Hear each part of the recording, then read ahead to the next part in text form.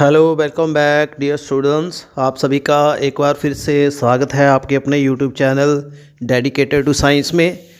तो जैसे हम आपको एनवायरमेंटल स्टडी क्लास +1 के चैप्टर्स करवा रहे हैं, अभी तक आपको 12 चैप्टर करवा दिए हैं। जो हमने पिछला चैप्टर करवाया था चैप्टर नंबर 12, उसमें कन्वेंशनल सोर्सेज ऑफ एनर्जी करवाए थे। तो इस चैप्टर में हम करवाएंगे non conventional sources of energy and this is chapter number 13। तो चलिए वीडियो स्टार्ट करते हैं। स्टार्ट करने से रिक्वेस्ट है पहले आपसे कि चैनल को अभी तक अगर आपने सब्सक्राइब नहीं किया तो सब्सक्राइब कर दीजिए, बेल आइकन प्रेस करके ऑल पे क्लिक करिए ताकि सारे आने वाले वीडियो आपको मिल सके। तो प्लेलिस्ट में क्लिक करके देख सकते हैं, आपको सारे जो प्रीवियस चैप्टर्स हैं वो मिल जाएंगे। EVS क्लास +1 के एज वेल एज +2 EVS की भी प्लेलिस्ट हमारे पास है। तो चलिए शुरू करते हैं। नॉन कन्वेंशनल होते हैं गैर परंपरागत, जो सोर्सेज हमें डायरेक्टली एनर्जी नहीं देते और इसको हमने साइंस एंड टेक्नोलॉजी का यूज़ किया है। जैसे बायोमास है, solar, wind, ocean, hydel, geothermal, nuclear. ये हमें सीधे सीधे इससे हमें कोई फ़ायदा नहीं होता। अगर हम इसके ऊपर टेक्नोलॉजी साइंस लगाएं तो हम इससे फ़ायदा ले सकते हैं। तो इनको कहते हैं नॉन कन्वेंशनल। तो फर्स्ट ऑफ ऑल हम बात करेंगे बायोमास। बायोमास में आ जाता है कोई जैविक पदार्थ होता है, उसकी एनर्जी होती है, चाहे वो प्लांट हो, एनिमल हो, डेड लीफ हो, सीवरेज वेस्ट हो, वो सारा बायोमास में आता है। तो इसमें वुड आएगी, प्लांट आएंगे, कैटल का डंग, गोबर आएगा, फसलों की रहंद खूद जो क्रॉप रेजिड्यू। इसमें जो है सोलर फिक्स एनर्जी होती है क्योंकि फोटोसिंथेसिस से इनमें एनर्जी बनी होती है प्लांट की, और इनमें केमिकल एनर्जी होती है जो ग्रीन प्लांट बनाते हैं बाय फोटोसिंथेसिस। तो ये primarily use for cooking and heating, main इसका ये यूज़ है। बायोमास का यूज़ किया जा सकता है इन इट्स सॉलिड फॉर्म और it can be change in liquid और गैस फ्यूल। बायोमास को सॉलिड, लिक्विड और गैस तीनों में यूज़ कर सकते हैं। फायरवुड को हम चारकोल में पार्शियल बर्निंग करके बना सकते हैं, चारकोल जो कच्चा कोला होता है। कैटल का डंग जो है, इससे डंग केक, ओपले बना सकते हैं, पाथियाँ कहते हैं इसको पंजाबी में। और इससे बायोगैस भी बना सकते हैं। जब ये बनती है तो 60 to 70% इसमें methane, carbon dioxide, hydrogen sulphide होती है। बायोगैस जो है ये माइक्रो ऑर्गेनिज्म के हेल्प से बनती है और बायोगैस प्लांट से ये बनती है। तो जो बायोगैस प्लांट में कैटल डंग यूज़ किया जाता है, इसे पानी के साथ इसको मिक्स किया जाता है और डाइजेस्टर टैंक होता है, वहाँ से ऊपर गैस के लिए आउटलेट है, वहाँ से घरों में गैस की सप्लाई की जाती है। तो ये बायोगैस प्लांट है, ऑलरेडी इसके ऊपर आपको वीडियो मिल चुका है। इसमें एनारोबिक कंडीशंस होती हैं, इसमें बिना ऑक्सीजन के माइक्रोब काम करते हैं। और अनडाइजेस्टेड प्लांट मटेरियल जो कैटल का डंग जो है, उसमें जो अनडाइजेस्टेड मटेरियल रह गया है उसको बायोगैस में कन्वर्ट करते हैं। जो उसमें सॉलिड रह जाता है वो फर्टिलाइज़र की तरह फसलों में यूज़ करते हैं, खेतों में एज फर्टिलाइज़र। और बायोगैस जो है उसको कलेक्ट भी कर सकते हैं फ्रॉम हाउस होल्ड वेस्ट जैसे एंड इंडस्ट्रियल वेस्ट। घरों का जो कूड़ा करकट है और इंडस्ट्री का कूड़ा करकट है उसको भी इसमें डाल के बायोगैस बना सकते हैं। Dump and worried in landfill, जो हम दफनाते हैं, डंप करते हैं कहीं जगह पे, उसको बायोगैस प्लांट में यूज़ करके बायोगैस भी बन सकती है। और जैसे आपने प्रीवियस चैप्टर में पढ़ा है कि वर्ल्ड की जो हाफ पॉपुलेशन है वो बायोमास के ऊपर डिपेंड होती है, ठीक है। सो ये एक इनएग्जॉस्टिबल सोर्स है if manage in sustainable manner. Biomass कभी ख़त्म नहीं होगा अगर इसके ऊपर सस्टेनेबिलिटी से काम किया जाए। रूरल एरिया में जो बायोमास है काफ़ी रोल प्ले करता है। यहाँ पे 1.85 मिलियन से ज़्यादा बायोगैस प्लांट हैं इंडिया में, एंड पोटेंशियल एग्जिस्ट होता है इन मिलियन मोर, ज़्यादा हो सकते हैं। And cultivation of oil yielding plant जो also gaining as momentum. There is a pressure on the forest source due to the increase demand of firewood. लकड़ी जलाने के लिए लकड़ी की डिमांड बढ़ गई है, इसलिए जंगलों के ऊपर काफ़ी ज़्यादा लोड पड़ गया है, ठीक है। Undoubtedly use of biomass, biomass का अगर यूज़ करें तो फॉसिल फ्यूल का यूज़ कम करेगा और इससे ग्लोबल वार्मिंग भी होती है जिसका नुकसान है क्योंकि कार्बन डाइऑक्साइड इन्वायरमेंट में छोड़ता है। इस प्रॉब्लम को मिनिमाइज कर सकते हैं बायोमास को रीजनरेट करके। As in case of wood, other form of biomass जैसे एनिमल का वेस्ट है, क्रॉप का रेजिड्यू है, ये भी गैसें निकालते हैं। On burning the biomass lot of suspended particular matter SPM भी प्रोड्यूस होता है।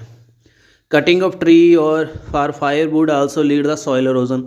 अगर हम जंगलों को काटेंगे जलाने वाली लकड़ी के लिए तो मिट्टी का अपरदन हो जाएगा और डेजर्टिफिकेशन रेगिस्तान बन जाएंगे।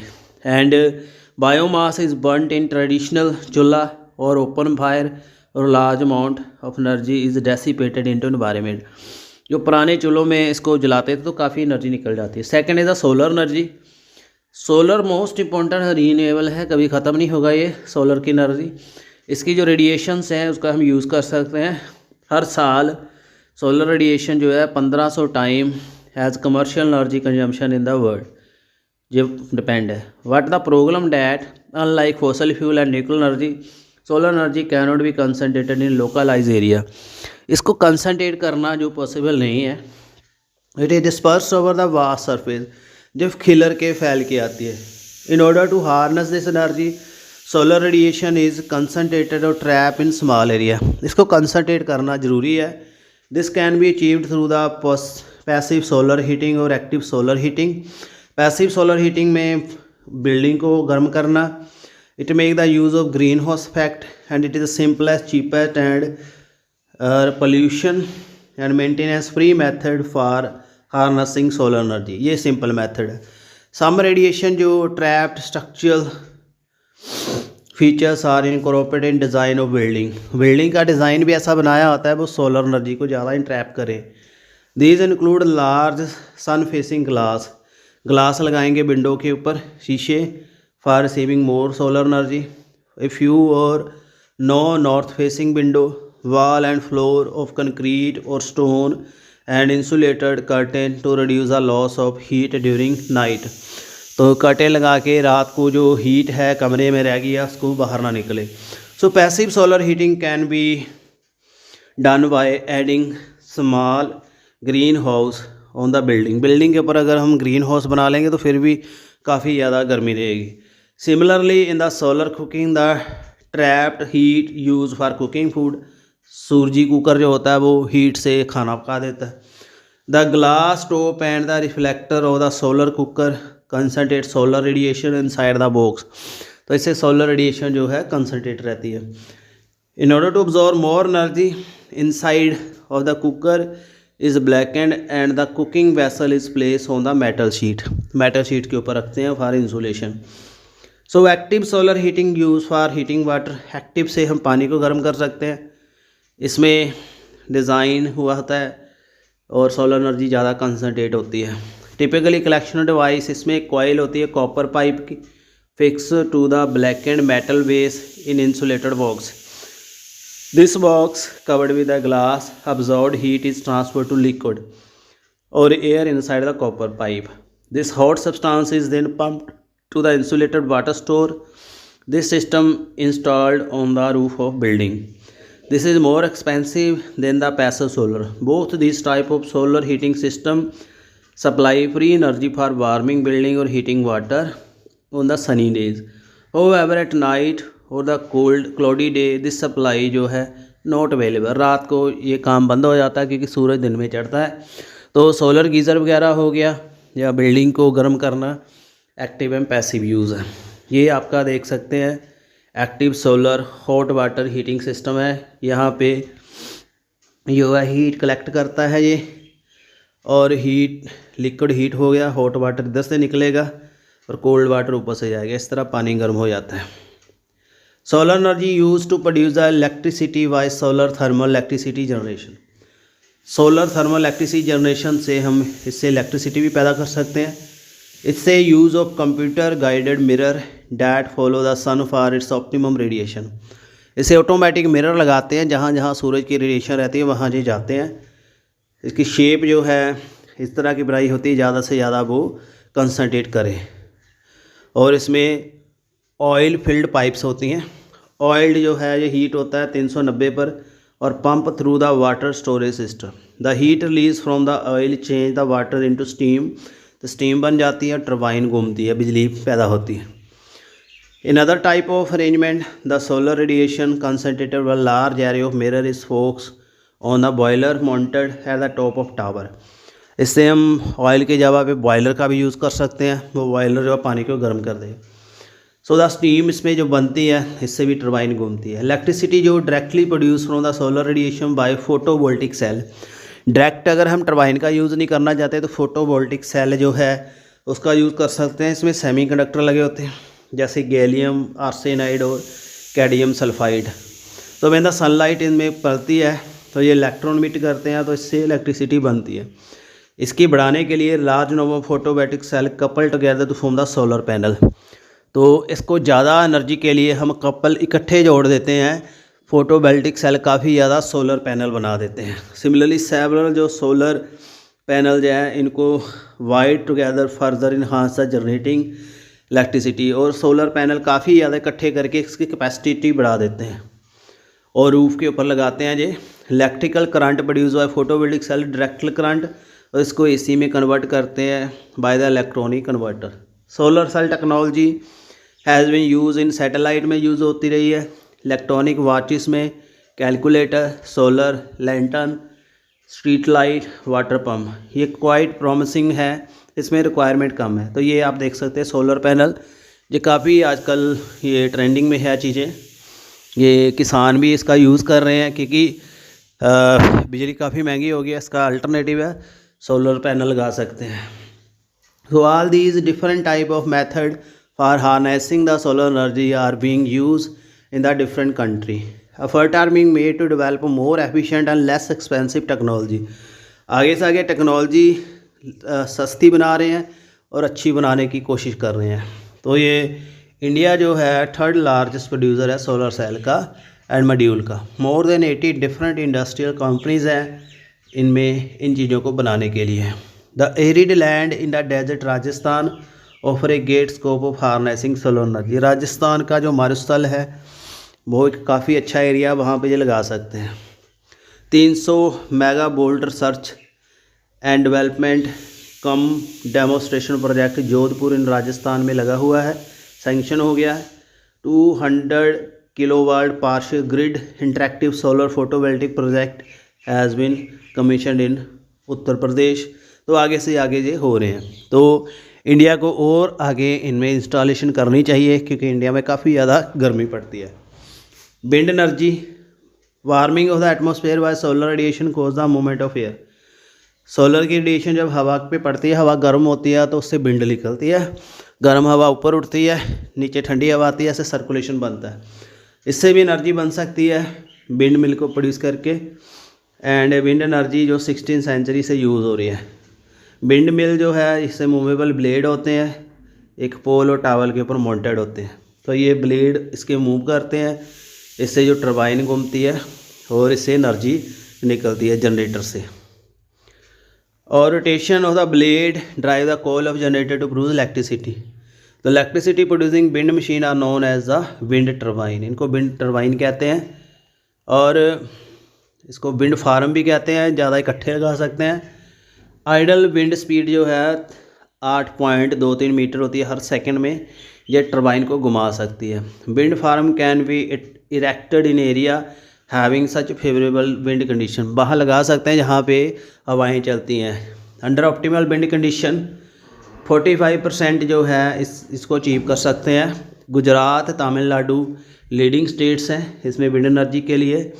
और large wind farm capable of producing 38 mega volt electricity, ये कन्याकुमारी में लगाया गया है। Wind power potential of India is 20,000 mega volt, इतना हमारा पोटेंशियल है। तो ये जहाँ पे काफ़ी हवाएं चलती हैं वहाँ विंड मिल्स लगा रहे हैं, ठीक है ना। कन्याकुमारी हो गया और आपको दूसरा मैंने गुजरात एंड तमिलनाडु बता दिया। ओशियन की एनर्जी या समुद्रों की energy, ocean thermal energy. Ocean receive the enormous solar radiation, absorb the heat, rise the temperature surface. Country this bottom water are quite cool. There may be the temperature difference 24 meter centigrade between surface of the water and deep warm water. This temperature difference can be exploited harnessing the thermal energy trapped in ocean. तो इसके लिए thermal energy कन्वर्वेशन OTC plant जो हैं ये लगाए गए हैं समुद्रों में। तो इससे इसकी जो वाटर की लेयर्स होती हैं वो गर्म होती हैं, डिफरेंस होता है टेम्परेचर का, उस हीट का भी यूज़ कर सकते हैं, ठीक है ना। तो इसमें जो हॉट सरफेस है वो pumped into the heat exchanger for OTC plant and boil करते हैं लिक्विड जैसे अमोनिया को। तो जो ammonia steam is then use to drive the turbine, इसकी जो भाप बनती है अमोनिया से टरबाइन घूमती है। बॉटम वाटर जो 900 मीटर तक चल जाए और surface cooling ammonia back into liquid state, फिर से उसका लिक्विड बन जाता है। This liquefied ammonia pump back into the heat, फिर उससे बार बार ये चलता रहता है सिस्टम। तो word the first mini OTEC जो है ये नियर द हवाई लगाया गया है 1979 में on the basis successful experimentation. ये टेक्नोलॉजी आगे चल रही है, इसका काफ़ी ज़्यादा फ्यूचर का स्कोप है। और एस्टिमेट करा गया है ओशियन थर्मल एनर्जी वर्ल्ड की जो है देख सकते हैं कितने जीरो हैं, इतना ज़्यादा है। और इंडिया में 20,000 मेगावोल्ट तक हो सकता है। प्रपोजल लिया गया है 100 मेगावाट इंस्टॉलेशन का, 750 करोड़ इन तमिलनाडु अंडर द कंसंट्रेशन। ये प्रोजेक्ट चल रहा है। ओशियन थर्मल एनर्जी रिन्यूएबल है और पोल्यूशन फ्री है, इसमें कोई भी लैंड एरिया की ज़रूरत नहीं है, but construction operation and maintenance इसकी कॉस्ट काफ़ी हाई है। Tidal energy alternative rise and fall of ocean water due to gravitation pull of moon and sun known as tide. जो जवार बाटे होते हैं, समुद्र की लहरें उठती हैं, उससे भी काफ़ी ज़्यादा एनर्जी यूज़ कर सकते हैं। As a result tide large volume of water flow in and out in bay way and estuaries में and water body near the coastal area. Tidal energy जो है with rising falling water can be use generating electricity. इसका rise जवार बाटा उठना बैठना, इससे हम काफ़ी इसका यूज़ कर सकते हैं। जैसे La Rance power station constructed across the Rance river in France, largest tidal power plant है ये। This dam receive water from the tidal up to 13.5 metre high. Experimental tidal power plant constructed in bay of Fundy in Canada has a water level difference 16 metre high and low tide. India में model test for harness tidal energy being tried. Gulf of Kutch and gulf of Cambay in Gujarat and Sundarban West Bengal, इनको identify किया गया। यहाँ पे ये लगाने in future में लगाए जाएंगे। Hydel energy present in falling and flowing water is a hydel energy. पानी की एनर्जी हो, पानी जो मूवमेंट में होता है, इसके भी हम हाइडल लगा सकते हैं, टरबाइन घुमा सकते हैं। ठीक है जी। तो mountains region have the great potential for generation of hydro electricity, जैसे Norway, Congo, Brazil, Canada, Switzerland and Austria. इसमें काफ़ी ज़्यादा माउंटेन एरियाज़ हैं। और इंडिया में हाइड्रो इलेक्ट्रिसिटी जो है 23% है। टोटल हाइड्रो इलेक्ट्रिसिटी पोटेंशियल जो इंडिया का 4 × 10⁻11 किलोवाट है और 11% जो है ये लिया जा रहा है। मेजर जो इंडियन में हाइड्रो इलेक्ट्रिक पावर है, जिसमें बाखड़ा नंगल BVM भी जिसको कहते हैं, Tehri project, Damodar valley project, Hirakud project, Nagarjuna project ते नफ्ता जकरी प्रोजेक्ट। ये ग्रेट स्कोप है constructing small scale hydro electric power station in India and the small scale hydro electric power station can be provide electricity in the remote area. Remote area में ये काफ़ी अच्छा एक alternative है। Hydro electricity जो है ये इनएग्जॉस्टिबल है, क्योंकि ये ख़त्म नहीं होगा, पानी को बार बार यूज़ कर सकते हैं। Construction of dam also help to control flood भी कंट्रोल होते हैं और फिशरी के लिए, ड्रिंकिंग के लिए अच्छा पर्पस है। Although the construction cost high है, बट इसमें फ्यूचर रिजल्ट काफ़ी है। और when the large dam are constructed vast stretch of agriculture land is submerge under the water reservoir, thousand of people displace and the natural habitat variety of the wild animal plant है destroyed. But इसके नुकसान भी होते हैं, लोगों को वहाँ से माइग्रेट भी किया जाता है, उनकी ज़मीनें भी ख़राब हो जाती हैं, कई जगह फ्लड भी, पानी को कई बार ज़्यादा पानी भी आ जाता है। तो ये कुछ नुकसान है, कुछ इसके नेगेटिव एस्पेक्ट तो हर एक चीज़ के होते हैं, बट हमने फ्यूचर देखना है, तो फ्यूचर के लिए हमें ये इंस्टॉलेशन की ज़रूरत पड़ेगी। जियोथर्मल इंटीरियर जो अर्थ की जो कोर है वो काफ़ी गर्म है, ठीक है। इसमें मोल्टन रॉक्स होती हैं, मैग्मा जिसको कहते हैं, और ये come below earth surface crust and heat जो sub surface rocks. The heat energy present in this rock known as the geothermal. तो नीचे जो चट्टानें गर्म है, जिनमें लावा है, उसमें काफ़ी हीट है, इसको कहते हैं geothermal energy. When the underground water come in contact with this hot rock, ये बॉयल करना शुरू करता है और इससे भी हम टरबाइन घुमा सकते हैं, ठीक है। After locating a geothermal area, bore drill to obtain the underground deposit of steam or hot water. These sources of geothermal energy can be used in producing electricity. These deposit of dry steam are very rare. काफ़ी कम है ये, but इसका use किया जा सकता है। तो जो pressurise gas state of liquid is then use to drive the turbine. Liquid की जो गैस बन जाती है। साइंटिफिक वर्क यूएसए यानी यूके में इस टेक्नोलॉजी का टेस्ट किया जा रहा है और they drill the test well and pumping water into this well. The heat of the rock change this water into steam और टरबाइन घूमती है इससे, ये आप देख सकते हैं। और इस तरह से इसका जो सिस्टम है, एक मॉड्यूल डिज़ाइन है इसका, जियोथर्मल एनर्जी नीचे की, यहाँ से पानी आएगा, ऊपर भाप बन के आएगा, टरबाइन को घुमाएगा। और more than 380 geothermal plant are being operated in these country, जहाँ लगाए जा रहे हैं। 22 कंट्रीज़ हैं यहाँ पे, और इसमें Italy, Iceland, Mexico, Japan, Indonesia, Philippine, USA ये कर रहे हैं। इंडिया में 340 हॉट स्पॉट्स हैं यहाँ पे, जिसमें ये चीज़ें आ सकती हैं। यहाँ पे सेट किया गया है मणिक्रम हिमाचल प्रदेश में 1 किलोवाट एक्सपेरिमेंटल जनरेटर लगाया गया है in Puga valley of Ladakh region JNK। This valley is situated on attitude of 4500 metre above the sea level. इसमें काफ़ी ठंड है during the winter. People use the geothermal energy for heating, poultry farming, mushroom cultivation and wool processing. Hot geyser in the Madhya Pradesh, ये भी काफ़ी अच्छे हैं। और geothermal energy does not depend upon weather condition and depend on the geothermal energy supply to adjoining area moderate cost. It not result in emission of carbon dioxide, और इससे काफ़ी ज़्यादा फ़ायदा होगा और पोल्यूशन कम होगा। बट कई बार इसमें रेडियो एक्टिव एमिशन भी हो जाती है, रेडियो एक्टिव मटीरियल भी आ जाता है। न्यूक्लियर एनर्जी जो है, न्यूक्लियस आपको पता है, न्यूक्लियर फिशन एंड फ्यूज़न से एनर्जी निकलती है। रेडियो एक्टिव मटीरियल जो है, इसमें यूरेनियम 235, प्लेनियम 239, और इसमें न्यूट्रॉन की बम्बार्डमेंट से एनर्जी निकलती है। 235 से क्रिप्टॉन, बेरियम बन रहा है और एनर्जी निकल रही है। तो इसको हम यूज़ कर सकते हैं in the nuclear power plant. तो इसमें कंट्रोल्ड वे में जो न्यूक्लियर फिशन रिएक्शन करवाई जाती है, कंट्रोल रोड्स होती हैं और वाटर का करंट आता है, ये पानी को गर्म करके टरबाइन को घुमाता है। सारा एक प्लान सिस्टम है, बट इसमें बहुत इंजीनियरिंग वगैरह चाहिए। फर्स्ट न्यूक्लियर प्लांट जो है 1957 में यूनाइटेड किंगडम में लगा था। 1986 में 374 commercial nuclear plant in 26 country providing 15% world electricity.